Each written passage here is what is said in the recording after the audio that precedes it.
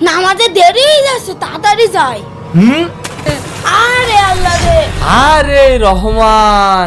আরে ভাই আপনি এটা কি করলেন? আরে রহমান, আমি খেয়াল করিনি। আমার মোবাইল, আমি নামাজ পড়তে যাবো, আমার দেরি হয়ে যাচ্ছে। সরি আব্দুর রহমান। বাড়ি গিয়ে আবার জামা পাল্টাতে হবে। ওরে Abdur Rahman, I am sorry. এত সময় মনে হয় ইমাম সাহেব দাঁড়িয়ে পড়েছে।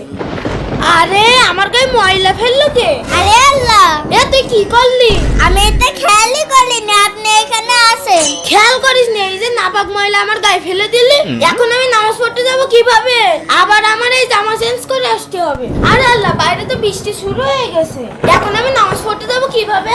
ভাই, আশেপাশে মসজিদ কোথায় জানেন নাকি? ভাই মসজিদ আমি চিনি, আমিও নামাজ পড়তে যাব। তাহলে আপনি আমার ছাতার নিচে আসুন, আমরা একসাথে মসজিদে নামাজ পড়তে যাব। ঠিক আছে ভাই চলেন। আলহামদুলিল্লাহ বৃষ্টি তো থেমে গেল, চলেন নামাজ পড়ে আসি। আমার নামাজ পড়া লাগে না। কেন নামাজ পড়া লাগে না? দাঁড়া দেখবি তাহলে। এই দেখ, আমি তোকে বারবার নামাজ পড়তে বাধা দিচ্ছিলাম, তারপরে তুই বারবার মসজিদে আসছিলি। এই জন্য আল্লাহ তোর জীবনের সকল ছোট গুনাহ মাফ করে দিয়েছে। শেষমেশ তুই যদি বৃষ্টিতে ভিজে মসজিদে আসতিস, তাহলে আল্লাহ তোর পরিবারের সকলের গুনাহ মাফ করে দিত।